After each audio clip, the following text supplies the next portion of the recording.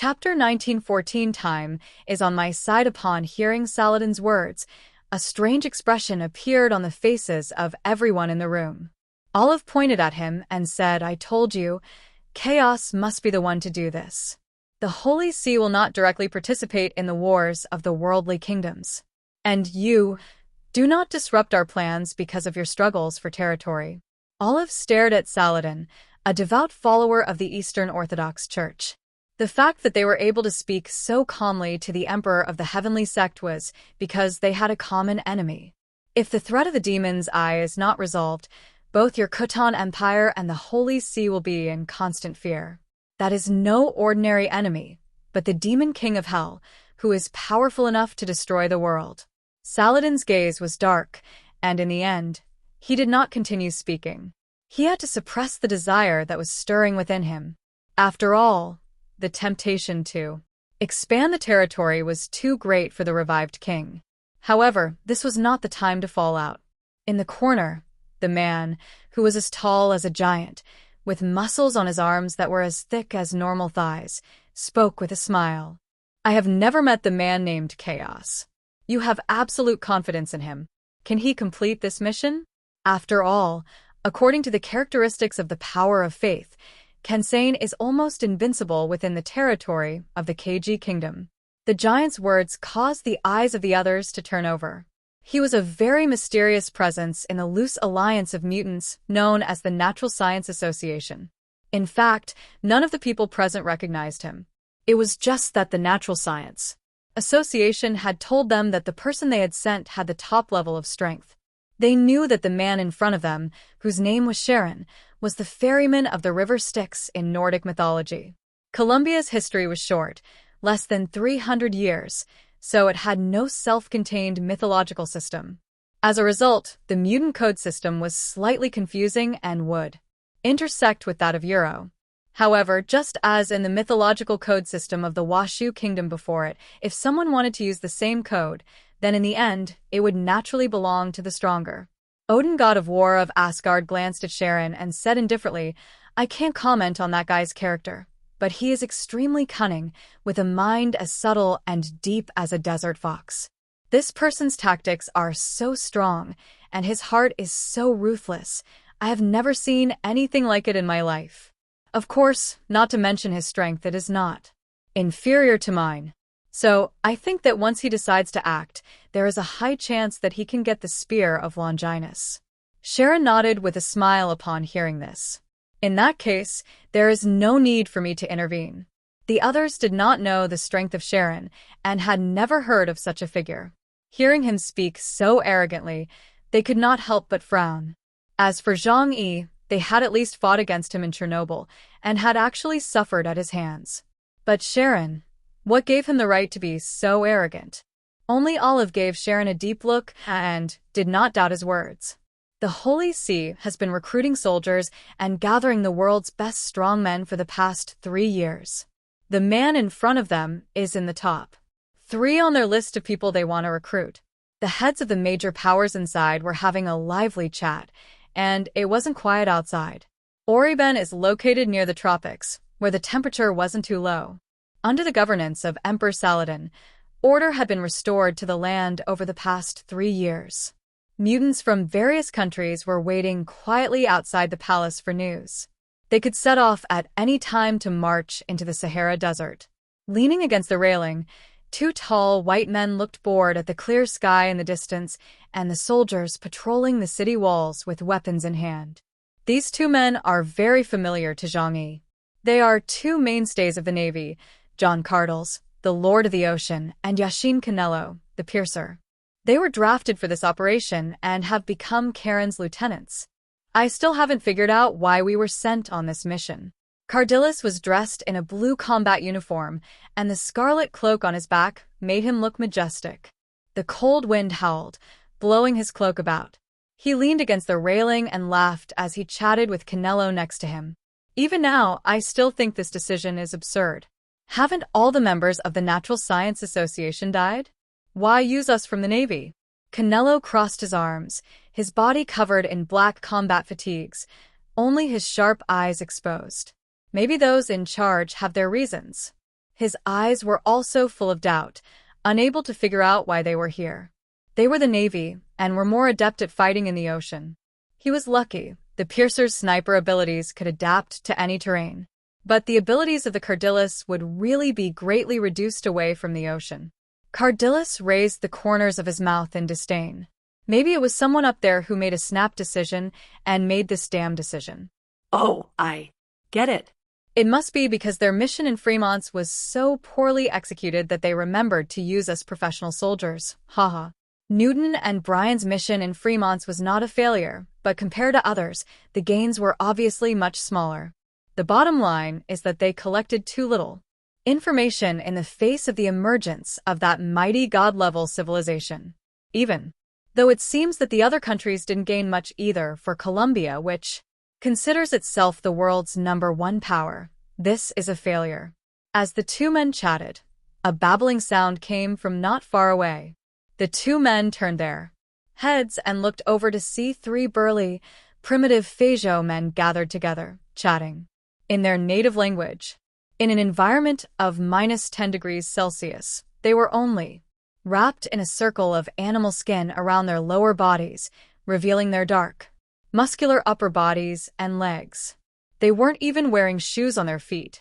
Their bodies were like those made of black iron, red-hot black iron that had just been taken out of the blacksmith's furnace, so they were not afraid of the cold. These three people were the strongest members of the tribe, brought by Odibio, the patriarch of the Eo clan. Eo Sanchin, Eo Guanhai, and Eo Dadi. The mutants from primitive Feijo tribes are very different from those from other places. They worship shamanism, according to the theory of the awakening of supernatural powers after their self-powers awaken. The powers they obtain are also based on strong intentions in their hearts, which also tend to be shamanistic and mysterious. It is a religion known for curses, talismans, mystery, and weirdness, and is usually associated with terms such as sacrifice, blood, talismans, and pain.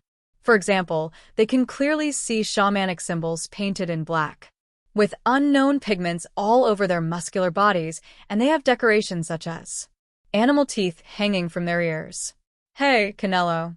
Cardillis raised an eyebrow and said teasingly to Canelo, do you think they can be combat effective, even with their simple equipment like animal spears? Canelo thought about it for a while, then said, did you see the shamanic symbols on their bodies? Yes, so what? Don't tell me that thing can compare to the combat suits we have on? This is the most advanced technological product in Colombia. Canelo said very seriously, the lower the level of human cognition, the more absolute the perception. These indigenous cultures in Feijo have a very low level of education, so they believe in their religious deities from the bottom of their hearts. The power of the resulting faith is also becoming more and more powerful. Compared to the people of the Keiji kingdom, these primitive tribal mutants are even more formidable. Their shaman tattoos are a ritual to invite the gods to possess their bodies. With the power of this faith, they may be even stronger than our technological products. Cardillis shrugged his shoulders, dismissive of this. Don't always say such depressing things. Canelo, you're not as cheerful as you used to be. Ever since you lost to that guy. Canelo turned his head and gave Cardillis a deep look, ignoring him, but there was clearly a flash of helplessness in Canelo's eyes. Once upon a time, he was also the pride of the Navy and was treated as a key training object, with all resources devoted to his training. Once upon a time, he looked down on everything and believed that he would eventually become the world's top-notch strongman, until he lost to Zhang Yi on Star Island. That battle completely crushed his pride, and due to the drugs he had injected, he lost his vitality and took a long time to recover. Since then, he has worn his armor to conceal himself, and he has used the sniper rifle that he once looked down upon. All of this was influenced by that person. However, 2 years have passed since that battle.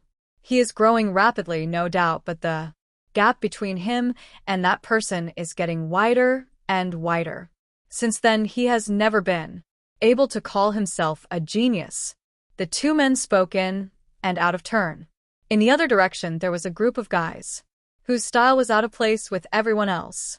They were all wearing luxurious combat uniforms based on white with gold trim, and on the corners and lapels of the robes, the symbol of angel wings could be seen. These people are from the Holy See, and they are the strongest mutant troops directly under Pope Alexander X, the Knights Templar. Cardalus lit a cigarette and said, "What a big scene." He smiled at Canelo and said, "Last time in Fremont, we didn't get the chance to go over this time. We can't miss it. Let's just survive first." Canelo said indifferently, "The difficulty of this mission may be even higher than that of Fremont's. KG Kingdom, Prison City." Liang Yu and Uncle Yu quickly subdued their opponents. Fatty, Sue, and Flower were also busy. They encountered opponents in their direction. This time, two people came together, Park Guji and Kim Mihi, among the 5-star generals. These two had now transformed into giant animals. Park Guji was a giant wolf with 2 heads, while Kim Mihi had turned into a 9-tailed demon fox. Fatty Sue glanced at Flower, who gave him a sidelong glance in return. "Let's each pick one.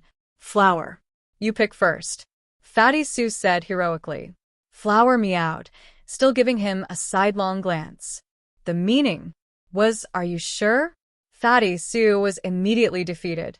In terms of combat effectiveness and battlefield experience, he was far inferior to Flower.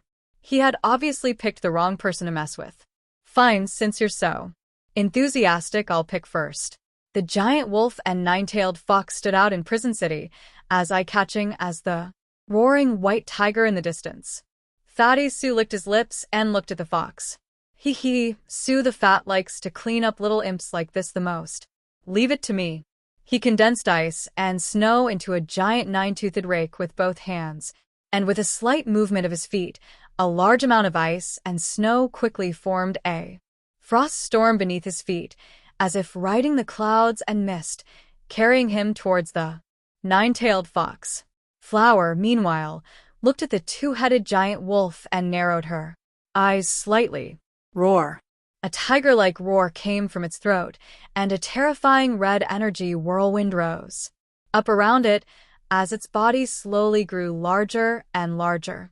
Compared to the giant wolf's body, which was over 100 meters long, Flower looked a bit petite, only 10 meters long and 5 to 6 meters high. This was because in the past most of the opponents the Flower faced were humans, and this body type was more agile and not as inconvenient to move around. However, nowadays its ability index has reached 22,000 points, Black Chariot level, and the beast's abilities have further awakened. It soared in midair, and the giant wolf looked at it with contempt in its eyes. Flower flapped its wings, raising the corners of its mouth to reveal its fangs in a taunting display. Tongue from beneath its 4 paws, a surging black flame suddenly rose up, enveloping its entire body. Whoosh, the flames burned fiercely in midair, as if they wanted to incinerate Flower, completely enveloping him. But in the blink of an eye, the flames suddenly grew huge, spreading in all directions from the sky. A large number of buildings in the city were directly destroyed by the flames. The steel in the high-rises melted, and the buildings collapsed as if they were melting ice. From the dark flames, a huge head appeared. It vaguely resembled the appearance of Flower, except that the head had turned completely black.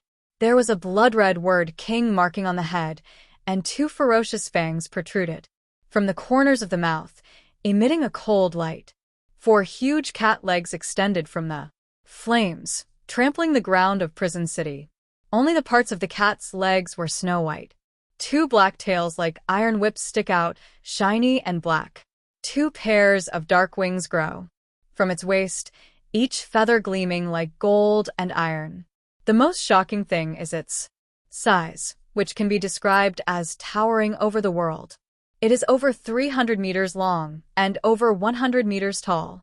The giant wolf, which was originally a giant in front of it, now has obvious shock in its eyes, and its Pupils reveal a look of horror. Ability users of the beast type can choose from two evolutionary paths. The first is the humanoid form, which enhances one's strength, speed, and level of supernatural energy. With this evolutionary path, one still fights in the manner of a human. The second is the pure beast form, which constantly increases one's body size. Like a true beast, one crushes one's enemies with sheer numbers. Park Woji is a second type. In the eyes of this mutant, body size is equivalent to combat power. That's why he was so shocked. What unfolded before him was Flower's second form, the snow-treading dark beast. Flower lowered his head and looked down at the giant wolf in front of him, as if he were staring at a large rat. Roar. He lowered his head and opened his mouth, letting out a roar. A jet of dark, high-energy particle rays shot out directly from his throat, like a blow from the heavens, and headed straight for Park Woji. The battle beast's fighting style will change over time. With the length of time it spends with its master, and Flower's power form gradually began to shift towards Zhang Yi's power of the void.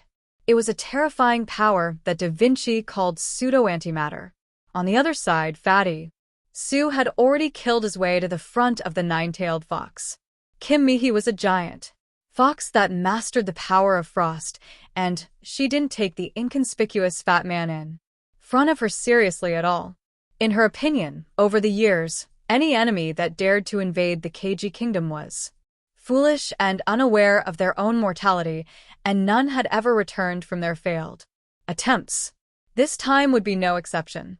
She aimed at Fatty Su, took a deep breath, then opened her mouth and let loose a howling gust of frigid frost that blew towards Fatty Su. Whoosh, whoosh. Wherever the cold wind passed, the buildings in the city and the earth were frozen into ice and then shattered. Fatty Su's eyes lit up when he saw this. In a battle between mutants of the same attribute, whoever has the higher ability index will have the absolute advantage. Today, he is different from the past, and he is no longer the chicken who can only shine shoes. He is a chicken with some strength. He raised his nine-toothed rake high in the air and slammed it downwards, causing endless blue supernatural energy to surge out from the center of his rake. Ka, ka, ka. Frost condensed at his feet, and a huge blue ice and snow mountain suddenly rose up from beneath him, reaching hundreds of meters in height in the blink of an eye and, still growing, collapsing downwards towards Kim Mihi. Kim Mihi's ice storm encountered a huge glacier, and her power was instantly dissipated because she was unable to make the glaciers freeze again. In the blink of an eye, the iceberg had grown to a height several times higher than her body, almost reaching the sky. Then the glacier collapsed. Rumble. Like a tsunami, countless pieces of ice crashed towards Kim Mihi. Kim Mihi hurriedly retreated, otherwise being hit by such a heavy weight. Glacier would make even an iron body spit blood. The glacier collapsed, sending flying ice shards, some the size of buildings. Most of the city was almost completely destroyed just because of Fatty Su's move. Of the 5-star generals, one had already been killed by Zhang Yi, and the remaining 4, when faced with Zhang Yi's companions, showed rather poor combat effectiveness. When Zhang Yi received the intelligence from the outside, he was not surprised. This was because at the moment, he was engaged in a tense battle with Kensian. The burning red Energy crystal allowed him to exert a destructive power close to that of the Black Bishop. For a short period of time.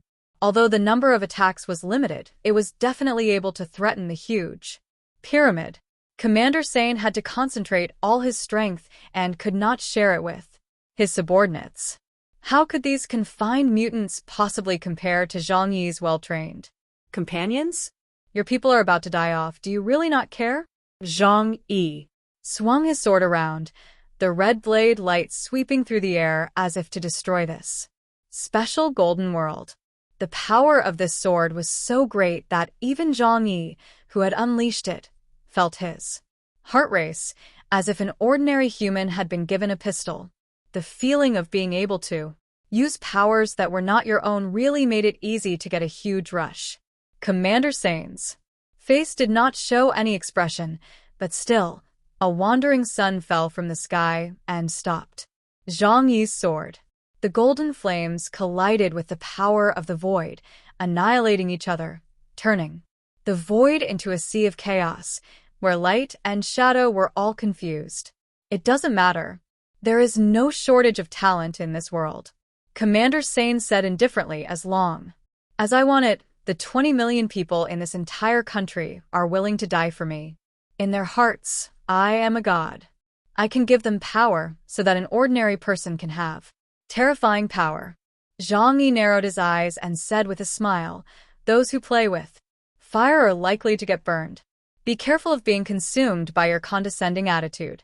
There is an old saying in the Huashu Kingdom, water can carry a boat, but it can also overturn it. How do you know that? It is not the people you regard as slaves who will ultimately be the ones to take your life. Commandant Sane's eyebrows rose slightly. You have all these big ideas, and if someone didn't know any better, they might think you Could really beat me. Sorry, I've already suffered from your arrogance.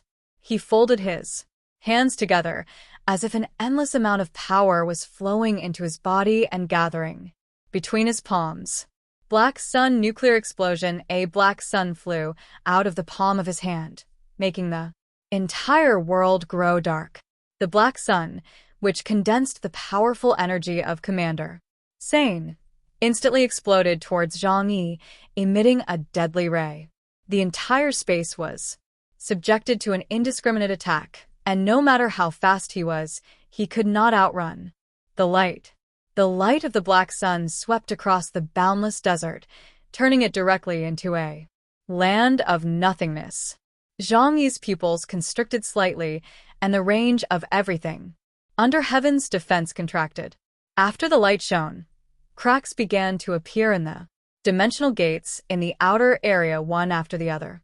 Commander Sane raised the corner of his mouth.